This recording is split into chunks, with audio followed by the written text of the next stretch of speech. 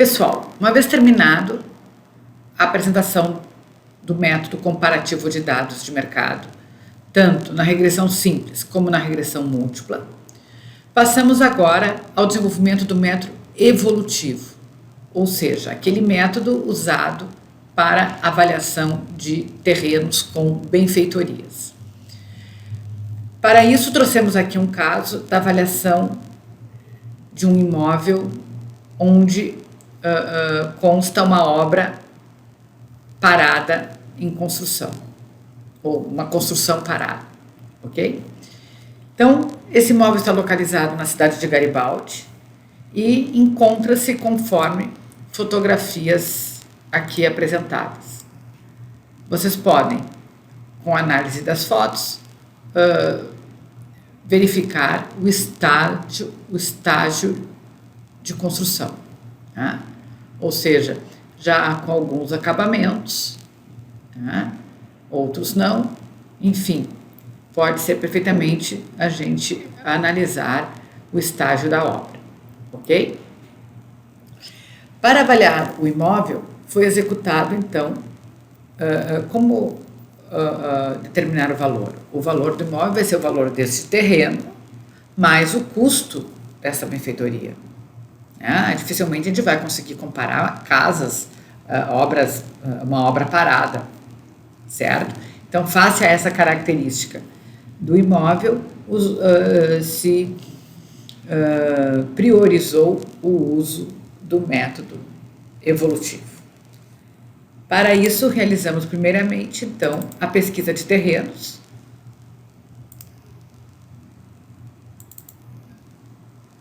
da qual vocês têm aqui as fotografias com os respectivos endereços.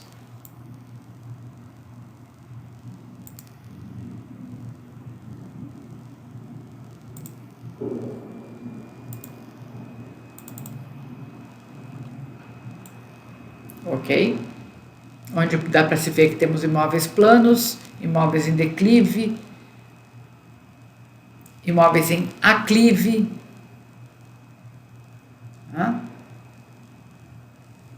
Então, aqui temos os informantes e as fotos dos terrenos.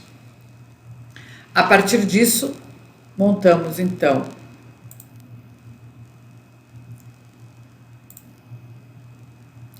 a pesquisa dos terrenos, da qual vocês estão recebendo na tela, com 16 terrenos localizados na cidade de Garibaldi, nos respectivos bairros São José, Peterlongo, Chácara e Chácara.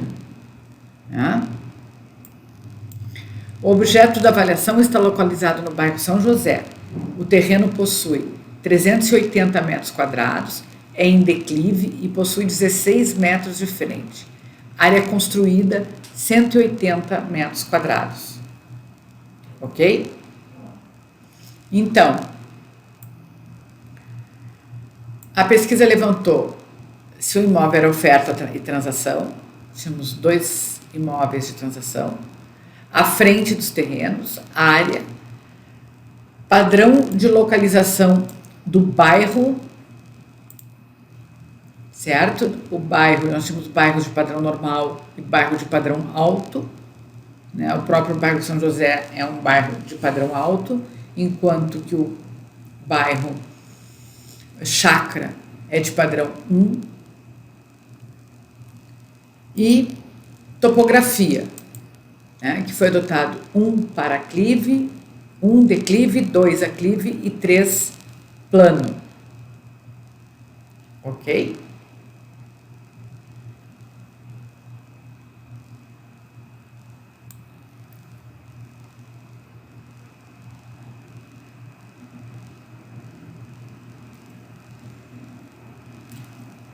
De posse dessas variáveis e da pesquisa, então, se passou a resolver o modelo de regressão, ou seja,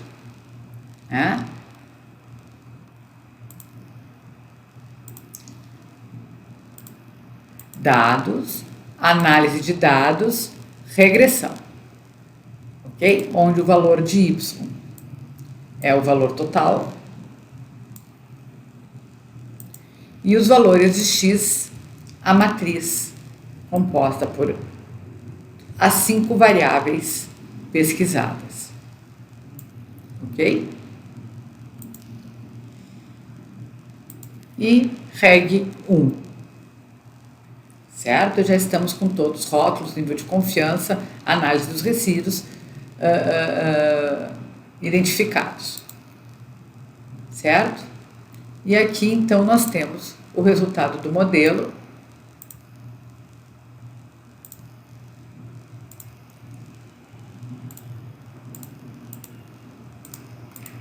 Zero 0,93 de correlação, 0,86 de determinação, um erro de 91, 16 observações. Ok? F, a variância, F calculado 13, significância 0,036, consequentemente, menor que 1%, grau 3, tabela 1, linha 6, ok?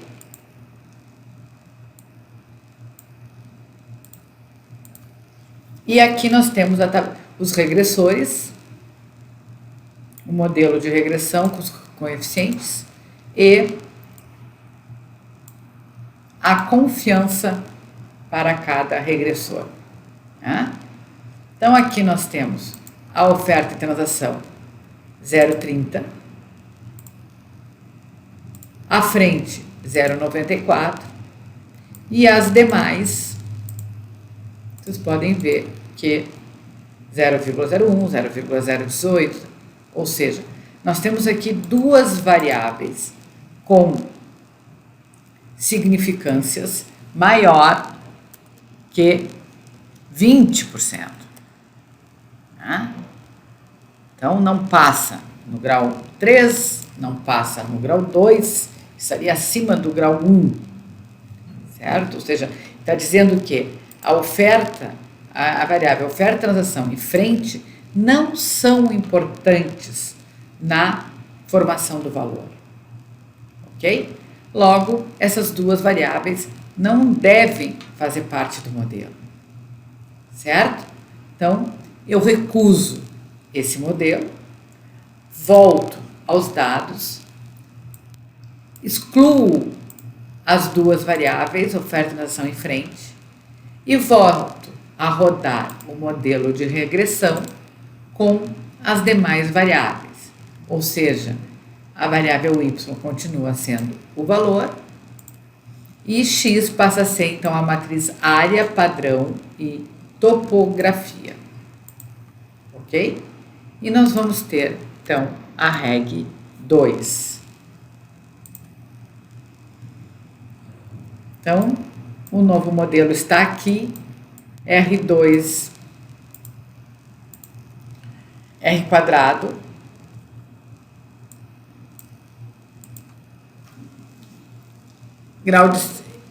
nível de significância 2 na menos 5, né? Menor que 1%. Logo, satisfeita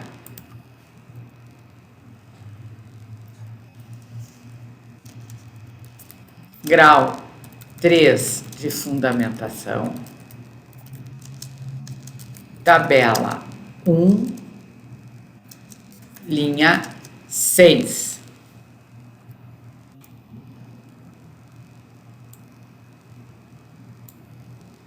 Ok? E aqui nós temos, então, a equação, né, com os respectivos níveis de significância, onde todos estão menor que 10%. Logo, as variáveis são importantes, grau 3, tabela 1, linha 5.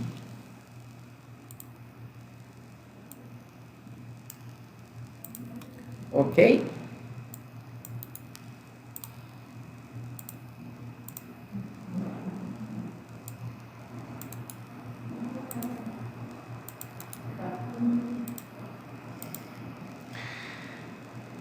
Logo, faço então a análise dos resíduos, né, onde eu tenho aqui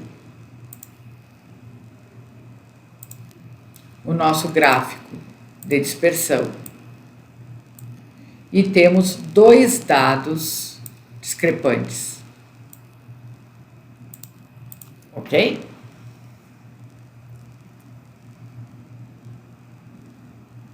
Pergunto a vocês.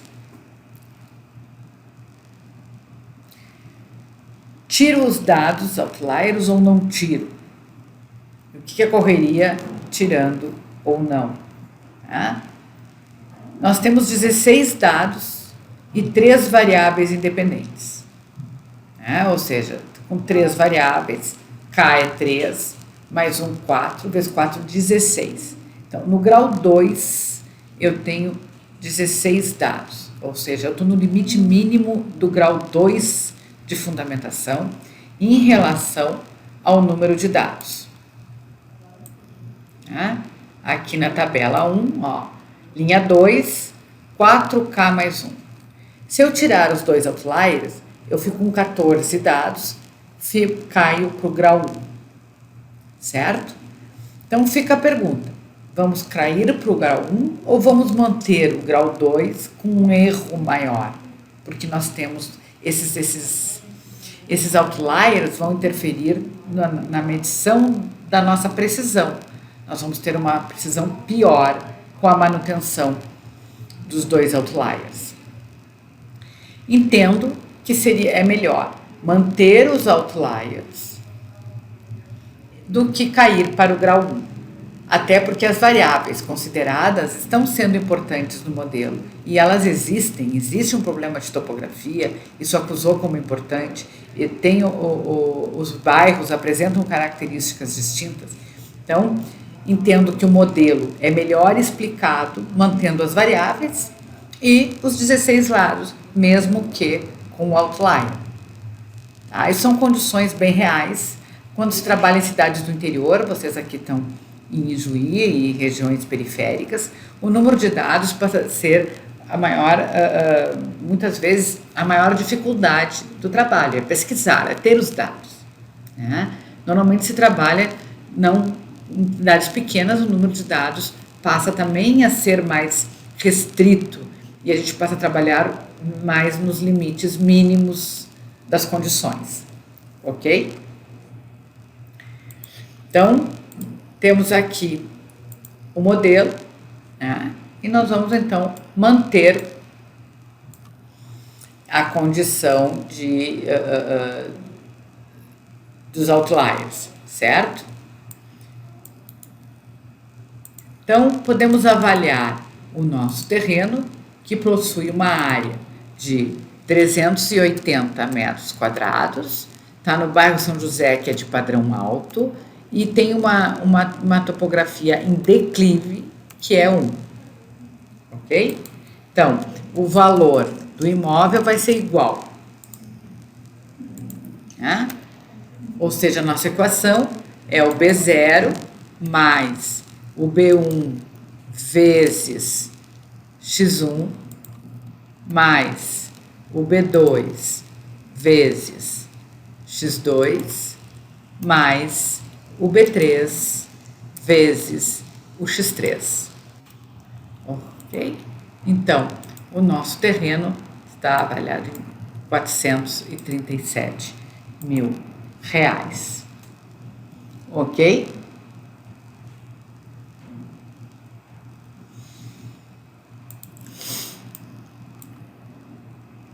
Então, nós temos um modelo de grau de fundamentação. 2, com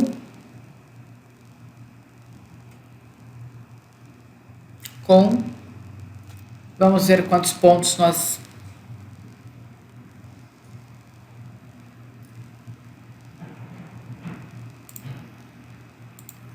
então, na linha 1, nós temos 3, vocês receberam as fotos do imóvel. Na linha 2, número de dados 2, dá 5. No item da identificação dos dados, 3, 8. Na 4, nós não extrapolamos, 11. No 5 e no 6, mais 6, né? Atendemos o grau 3 e o grau 3. Então, nós vamos ter grau 2 com 3 vezes 5, 15, 17 pontos. Né? Nós só não temos o número de dados para o grau de fundamentação 3. Ok?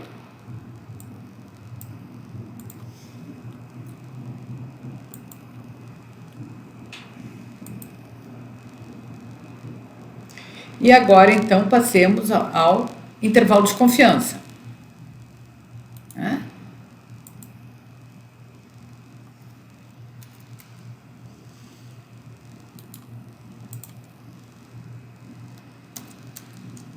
Ou seja, comecemos pela identificação da planilha da matriz X, né, que vem a ser constituída pelas variáveis independentes.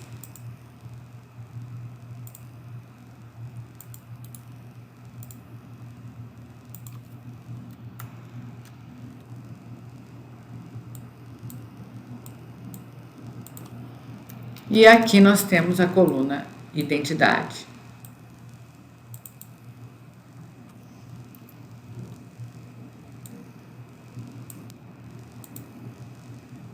Ok?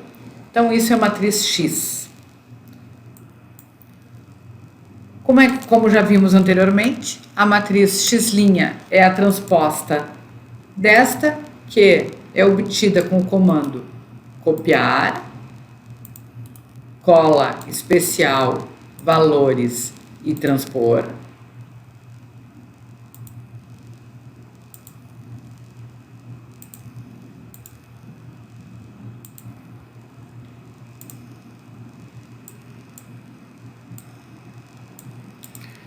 Certo? E que vai permitir que eu tenha aqui, então, a minha matriz produto X', X.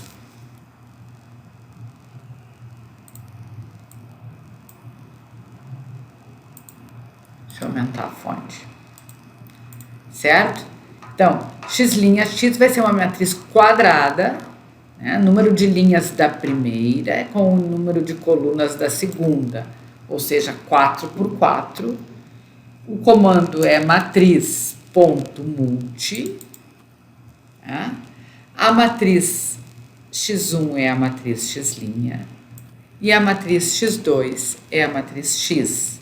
Não podemos inverter a ordem das matrizes, visto que a ordem das matrizes altera o produto. Temos sempre que manter a ordem X', X. Ok? Definido a matriz multiplicação, nós podemos ter agora a matriz inversa. Ok? Então, X', X na menos 1. Né? Também uma matriz quadrada de 4 linhas por 4 colunas, com o comando matriz.inverso, que é um comando de uma única entrada, de uma única matriz, e eu calculo a matriz inverso. Sempre uma forma de controle da matriz multiplicação é que na primeira célula aqui sempre vai estar o número de dados da pesquisa, certo? Se aqui não aparecer o número de dados é porque algum problema na multiplicação de vocês aconteceu, certo? Aí nós identificamos o que é o nosso vetor XH, XH',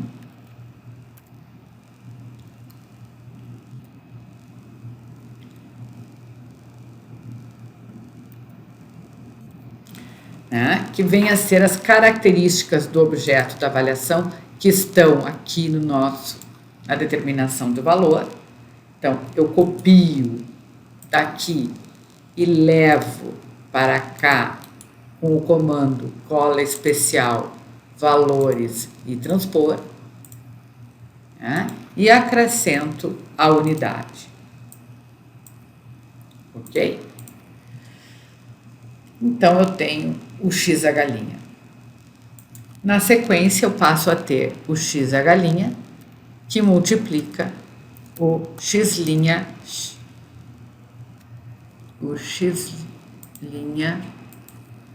X na menos 1, certo? Então, que é um vetor, quando eu multiplico um vetor por uma matriz, o resultado é sempre um vetor, então uma linha e 4 colunas, onde o comando passa a ser matriz múltipla novamente. A matriz é XH', a matriz 1 e a matriz 2 é a matriz inverso. Certo?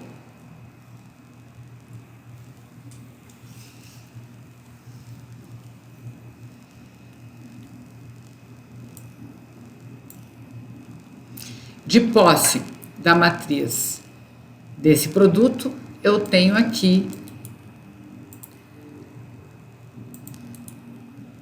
o transposto da X', que é a XH.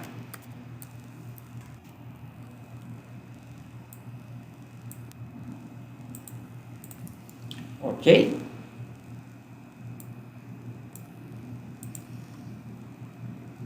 Então,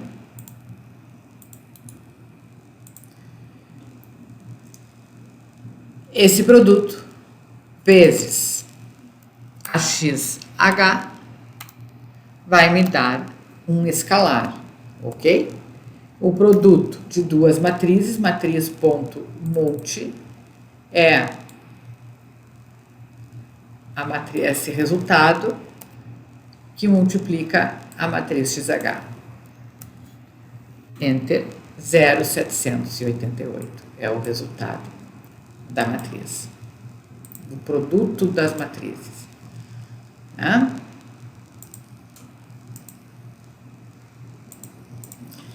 Ok? Então, considerando a fórmula, né, que nós vimos anteriormente, onde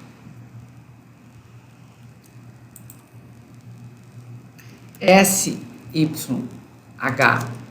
é igual ao desvio padrão vezes a raiz de 1 sobre N mais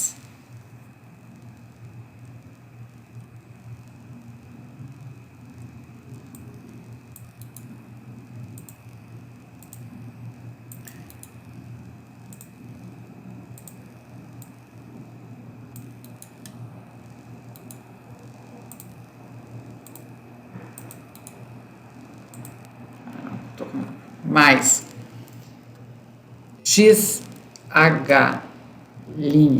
que multiplica X' X na menos 1 vezes XH. Né? Então, nós vamos desenvolver essa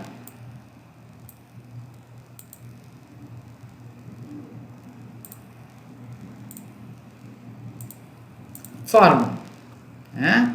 Onde o S é igual ao desvio padrão do modelo e que se encontra na reg 2 adotado. Tá?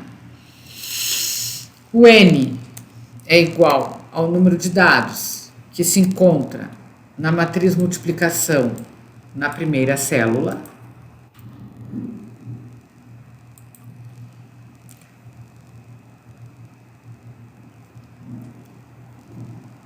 E o produto das matrizes está calculado acima. Nós vamos ter que o SYH vai ser igual ao S vezes a raiz sobre 16 mais o resultado das matrizes. Ou seja, 81.815. Ok? O T crítico, considerando que o T crítico vai ser igual à função inv-t, que pede a probabilidade, que é 0,2, sempre, isso é NBR, tabela 5 da NBR, ok? E graus de liberdade. Nós temos 16 dados, 3 variável menos 1. Então, nós vamos ter 12 graus de liberdade. 1,35. Tá? Consequentemente, o valor é igual. Tá? Determinamos o valor na reg 2, que é 437 mil, o valor do terreno. Ok?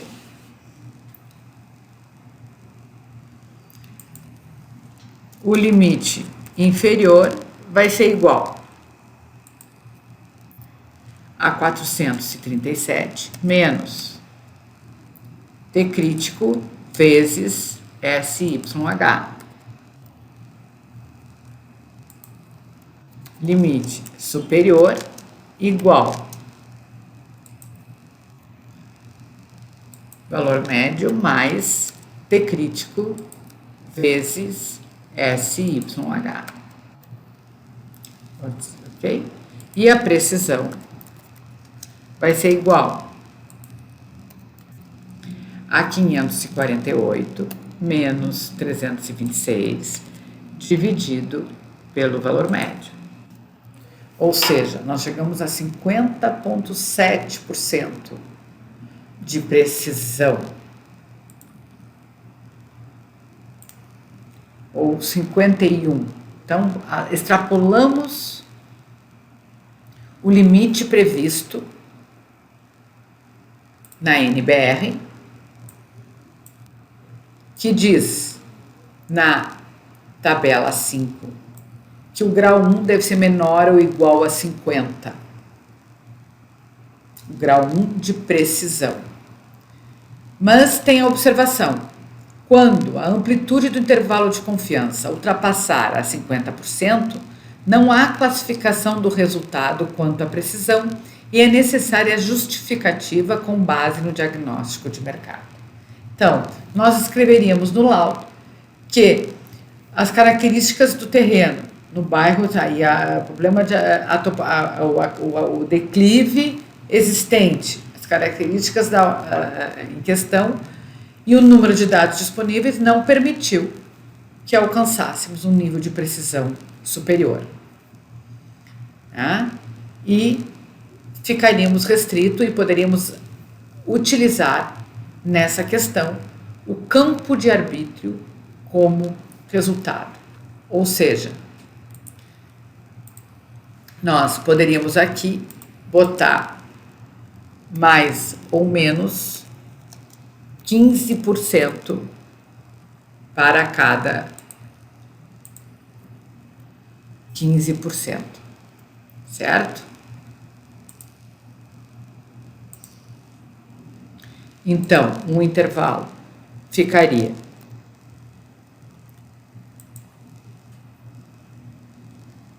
vezes 0,85 e vezes 1,15, ok? E esse, então, passaria a ser ao intervalo de valores admissíveis.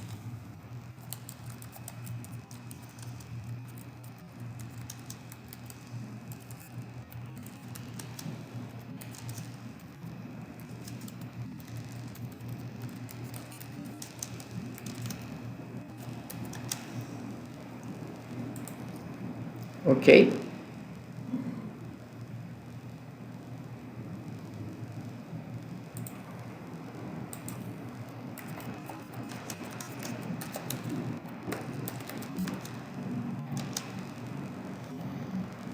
E a esse campo de arbítrio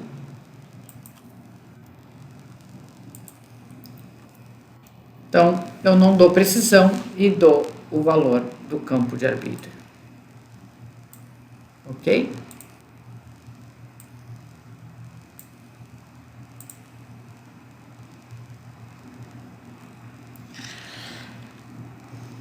Ok, pessoal? Então estaríamos com o terreno avaliado, certo?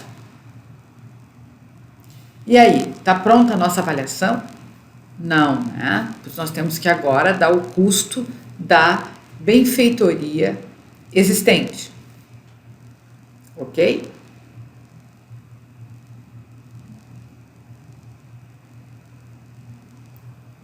Para isso, nós entramos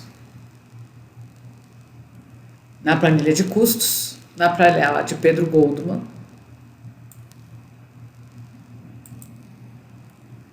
Nós temos aqui uma área de construção de 180 metros quadrados.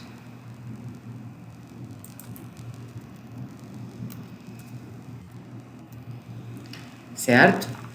E a tabela de Pedro Goldman nos diz aqui que para construções residenciais, os itens de um orçamento, conforme foi estratificado, mediante uma tese de doutorado que determinou os percentuais dos custos de construção, ele definiu que para cada serviço da obra tem uma variação. Então, que as despesas preliminares variam de 2% a 4%, a instalação da obra de 2% a 4%, serviços gerais de 3% a 5%, a alvenaria de 3% a 6%. Então, é uma faixa de variação de percentuais, ok?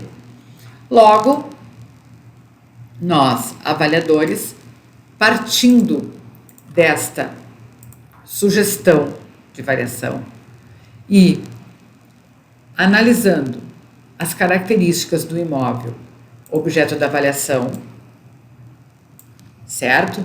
Nós podemos definir dentro dessa faixa quanto seria o percentual do nosso imóvel, certo? E eu atribuo dentro dessa faixa um percentual. Serviços de 2 a 4, 4, 2 a 2, 2, de serviços gerais de 3 a 5, 3, trabalhos em terra, 2, né? E eu atribuí aqui o avaliador quantos por cento dentro dessa faixa se entende por experiência que para essa casa avaliando estaria adequado. De maneira que eu totalize 100% da casa. Então, a casa pronta, ela estaria desta forma, estratificada. Ok? Entretanto, essa casa não está pronta. Ela está uma obra parada. Então, na coluna seguinte, eu vou dizer quanto por cento do serviço está executado. Certo? Ou seja, despesas preliminares e projeto. O projeto está pronto, sem problema, mas as despesas, em caso de essa casa ser retomada, né, eu vou ter um custo de retomar essa obra, de documentação, de montagem, né?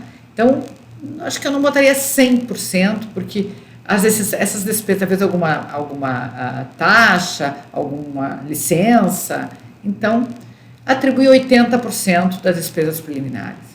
Instalação da obra. Também, né? Eu vou ter que organizar novamente uma instalação de obra, de canteiro, né? Para recomeçar essa obra. Então, isso não está totalmente pronto. Serviços gerais, 60%. Trabalhos em terra, concluído. Fundação, concluída. Estrutura, concluída. Instalações, atribuímos 50%. Tá? Alvenaria, 100%. Cobertura, 100%. Esquadrias, temos 50% que foram colocadas, mas estão em muito más condições, vão ter que ser consertadas, enfim. Não, né? Esquadrias, não, tratamento, cobertura 100, tratamento de impermeabilização, botamos 50%, esquadrias, nós demos 25%, porque elas estão bastante deterioradas, essas esquadrias, acho que muito pouco consegue se aproveitar. Pavimentação, pisos, revestimentos e forros, 50%. Né? Nós temos já alguma coisa de reboco, nós temos alguma coisa nas paredes. Né? Rodapés, pavimentação, 40%. Ferragens, nenhum, nada. Rodapés, nada. Ferragens, 100%. E a restante, zero. Certo? Não temos nada. Multiplicando uma coluna pela outra, né, eu passo a ter, então, o percentual real executado. E somando essa coluna, eu posso dizer que a casa está 71,43% concluída ou executada. Ok? Poderíamos aqui, no caso das ferragens, botar zero, considerando que as ferragens lá não vão ser aproveitadas, certo? Vai baixar menos de 1% no final, ok? Então, é uma forma de a gente determinar uma depreciação com uma margem muito pequena de erro, porque nós podemos divergir aqui em alguns, eu estou atribuindo um percentual, que vocês talvez não acham que não é isso, um pouquinho mais, um pouquinho menos, tudo bem. Nós vamos divergir em alguns itens, em algum pouquinho, mas que no final não chega a ser um resultado impactante, ok? Então, se recomenda o uso dessa tabela como uma depreciação real, certo? Fora isso, nós temos também a depreciação por Ross-Heideck, que é uma planilha consagrada, que consta na bibliografia, e que vocês podem, é muito bem aceita também. Ela pode ser utilizada, só que ela fornece dados mais imprecisos. Podemos ter algumas divergências maiores em termos de utilização, ok?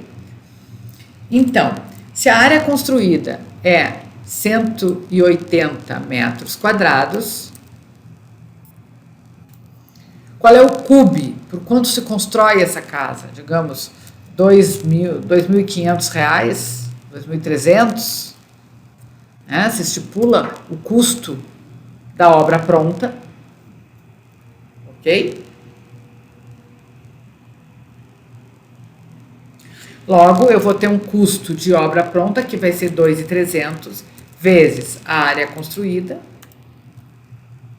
e, consequentemente, o custo da obra existente é o 400 vezes o 70 dividido por 100. Então, eu tenho uma obra, custo de obra existente, R$292 mil. Se o valor do terreno é 437, quanto vai ser o valor do imóvel? Vai ser o valor do terreno mais o custo de construção, 729. Só que nós temos aqui a fórmula do método evolutivo, que diz que o valor do imóvel é igual ao valor ao valor do terreno, mais o custo da obra, vezes um fator de comercialização.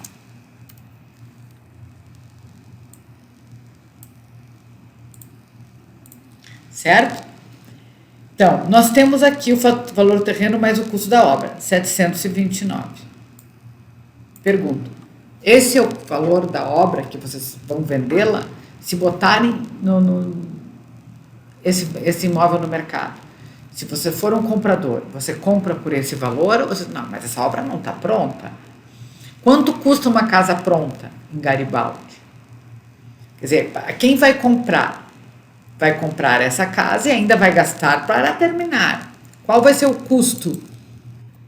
Quer dizer, se eu pegar 414 menos 292, quem comprar ainda vai gastar 121 mil reais para terminar a casa.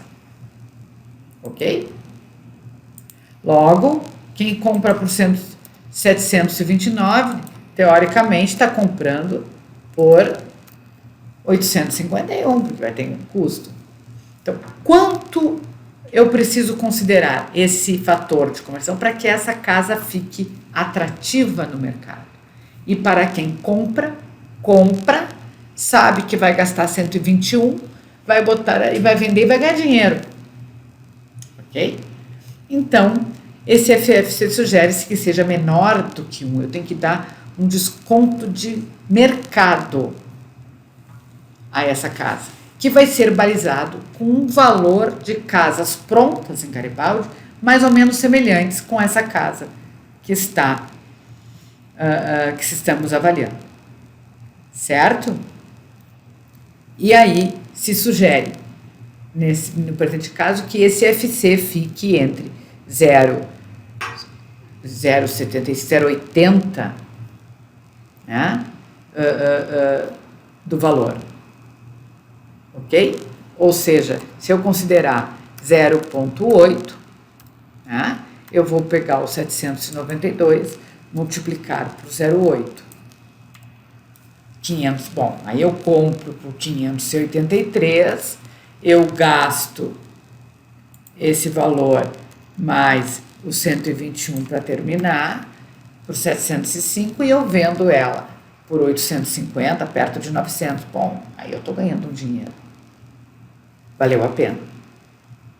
Certo? Então, isso seria o desenvolvimento do método evolutivo. Então, no método evolutivo, eu tenho que sempre justificar o FC. Quanto é esse FC? E esse FC é tirado do mercado. Ok? Ele pode ser menor que 1 e ele pode ser maior que 1. Ok? Então, nós temos aí um exemplo de método, desenvolvimento do método evolutivo para avaliação de benfeitorias. Ok? Obrigado.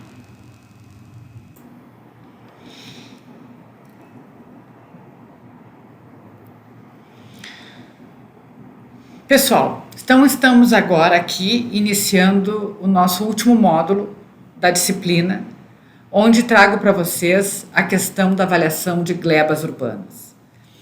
A avaliação de glebas urbanas é sempre uma avaliação que exige cuidados especiais, por dois motivos. Primeiro, porque o desenvolvimento do método comparativo nem sempre se torna viável em avaliação de glebas urbanas, face a gleba ser um terreno de área grande, que normalmente, existindo uma na cidade ou duas, não se consegue comparação. Tá? Então, o desenvolvimento do método comparativo, quando se consegue, às vezes deixa algumas dificuldades e imprecisões.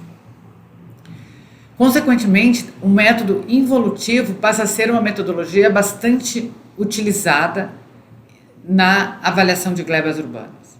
E aqui, então, nós estamos trazendo para vocês o exemplo de uma avaliação feita aqui na cidade de São Leopoldo, de uma área de terras, uma gleba urbana, que, devido à ausência de dados de mercado semelhantes, foi utilizado o método involutivo, ok? A definição do método é aquele que identifica o valor de mercado do bem alicerçado no seu aproveitamento eficiente, baseado em estudo de viabilidade técnico-econômica, mediante hipotético empreendimento compatível com as características do bem e com as condições do mercado no qual está inserido, considerando-se cenários viáveis para a execução e comercialização do produto. Certo? Então, o grande sucesso do método involutivo é a definição do projeto hipotético. Então, temos que conhecer a região, temos que conhecer o imóvel para saber definir qual o melhor projeto hipotético para a região. É um loteamento residencial, é popular, é um loteamento de luxo, enfim, que tipo de projeto a região melhor absorve naquele imóvel. Então, essa é uma das fases importantes e vai depender do sucesso da nossa avaliação. Então, vocês têm aí as etapas a serem desenvolvidas do método involutivo, previstas na NBR, e que a seguir a gente mostra um modelo desenvolvido como uma ilustração destas etapas, ok? Então aqui nós temos 2 áreas de terras na cidade de São Leopoldo, situadas dentro do perímetro urbano, né? Sendo que uma das áreas tem 33 mil metros quadrados, 33.600, e a outra 50 mil metros quadrados. Essas áreas estão sendo já foram desapropriadas, a avaliação foi feita para fins de desapropriação e para assentamento de aldeia indígena. A vistoria realizada no local verificou a existência de loteamentos populares nas proximidades, inclusive lançamentos de loteamentos, e uma ausência de glebas comparáveis. Não encontramos no mercado glebas para comparação. E por existir esses loteamentos nas proximidades, loteamentos consolidados, loteamentos em execução e implantação, entendemos que o método involutivo seria a metodologia mais adequada à avaliação deste imóvel. Ok? Então, na época que o trabalho foi realizado, nós ainda estávamos num aquecimento do mercado imobiliário, isso foi em 2013, nessa época, né? Então, o mercado imobiliário da região apresentava elevado aquecimento, visto o momento atrativo do mercado imobiliário como um todo. A ausência de glebas urbanas em oferta no mercado imobiliário da cidade de São Leopoldo também é fator de valorização do produto. Assim sendo, a pesquisa imobiliária realizada a partir do valor de lotes urbanos que estão sendo comercializados na região de influência do imóvel objeto da avaliação também reflete esta tendência. Existe elevada disponibilidade de crédito no mercado financeiro com programas habitacionais Minha Casa Minha Vida. Então, era uma situação diferente da atual, né? Estávamos num momento de boom imobiliário, crédito e um desenvolvimento promissor na ocasião. Então, como é que foi definido a definição do empreendimento imobiliário adotado? A área total das duas, juntando as duas matrículas, 83.600 metros quadrados. Os lotes que estavam sendo comercializados no local apresentavam área entre 280 metros e 300 metros quadrados. A área irregular foi considerado o número de lotes, 17 lotes por hectare. 28 lotes de 280 metros quadrados no corredor de acesso, área 1, e 95 lotes de 300 metros quadrados na área mais larga ao fundo, área 1 e 2, totalizando 123 lotes. O valor dos lotes que estavam sendo comercializados na região, o de 300 metros, era de R$ 62 mil e de 280, R$ 57 mil. Aplicando as definições do empreendimento. Então, o que precisaríamos definir? A análise do fluxo de caixa descontado considera as despesas com projeto, obra, comercialização, impostos e administração. Os prazos totais de projeto, de obra e comercialização. A receita total de venda de todas as unidades pelo valor calculado. Lucro obtido sobre o terreno, projeto, obra, administração com a completa comercialização das unidades empreendidas. Tem-se valores instantâneos.